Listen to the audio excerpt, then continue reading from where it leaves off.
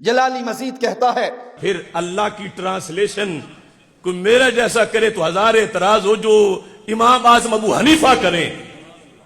اور پھر دیکھو نا حکم، کتنی بڑی عبادت ہے نماز، اس کو شروع کرنا ہے، اس کو شروع کرنا ہے.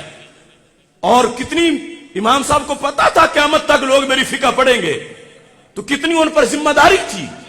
انہوں نے لکھا، کہتے ہیں یسیر و شارعن کیف ما کانا، یعنی اسے عربی آتی ہو پھر بھی ٹھیک ہے، نہ آتی ہو پھر بھی ٹھیک ہے.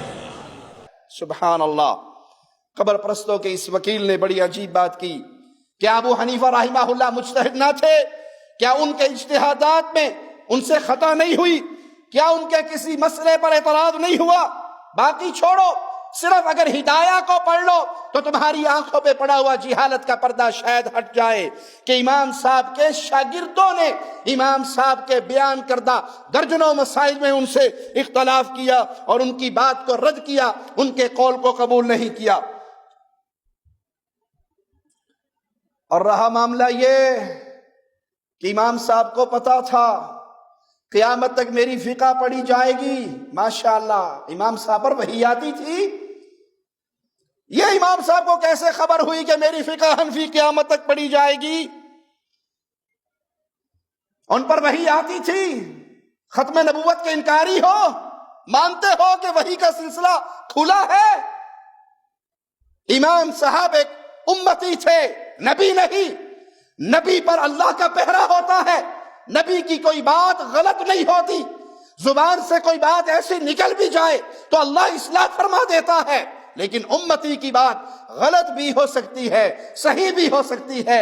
اسی لیے ابو حنیفہ رحمہ اللہ سے ان کے شاگرد امام محمد، امام ابو یوسف کئی مسائل میں اختلاف کرتے ہیں. اور اگر عقل کی کھڑکی کھولو تو جلالی آپ بھی اختلاف کرتے ہو، وگرنہ تم نے یہ فتویٰ سنایا کہ عربی آتی ہو یا عربی نہ آتی ہو، اللہ اکبر کی بجائے خدا بزرگ تر کہنے سے نماز ہو جائے گی. اپنی مسجد میں امام صاحب کے اس فتوے پہ عمل کیوں نہیں کرتے؟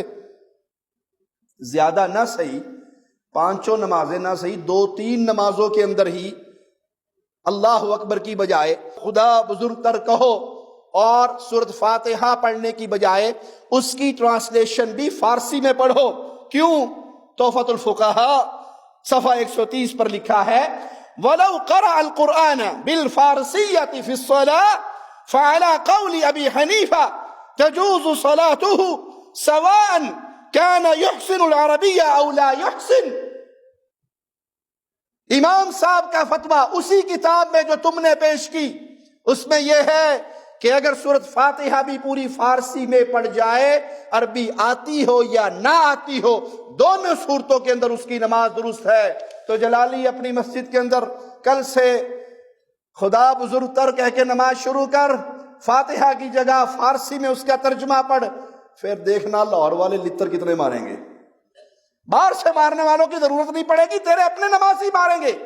یہ فتویٰ امام صاحب کا تم بھی نہیں مانتے، امام کے شاگرد بھی نہیں مانتے، اس کو تم بھی حجت نہیں سمجھتے. تو معنی یہ ثابت یہ ہوا کہ اس کے اجتہاد میں اگر خطا ہوئی تو امت نے اس کو قبول نہیں کیا. اپنی طرف سے من گھڑت باتیں جس کا نہ سر نہ پیر، یہ قرض رہے گا آپ کے اوپر کہ ابو حنیفہ کو یہ پتا تھا کہ میری فقہ قیامت تک پڑھی جائے گی. کیسے پتا تھا؟ وحی آئی تھی، غیب کی خبریں پہنچی تھی، ان تک یہ خبر کیسے پہنچی؟ ایک حوالہ آپ نے دیا فتاوی قاضی خاں کا، تیسرا حوالہ دیا علامہ کاسانی حنفی کی کتاب بدائع الصنائع کا، چوتھا حوالہ دیا محمد بن احمد بخاری کی المحیط البرہانی کا.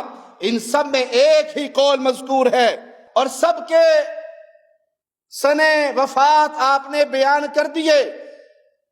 فاصلہ بڑا ہے، فاصلہ کم نہیں ہوا امام ابو حنیفہ اور ان باقی لوگوں کے درمیان جنہوں نے امام صاحب کا یہ قول نقل کیا، اور کسی ایک نے بھی ان چاروں حوالوں میں سند پیش نہیں کی، حوالہ پیش نہیں کیا، ثبوت پیش نہیں کیا کہ امام صاحب کا یہ قول ان تک کیسے پہنچا.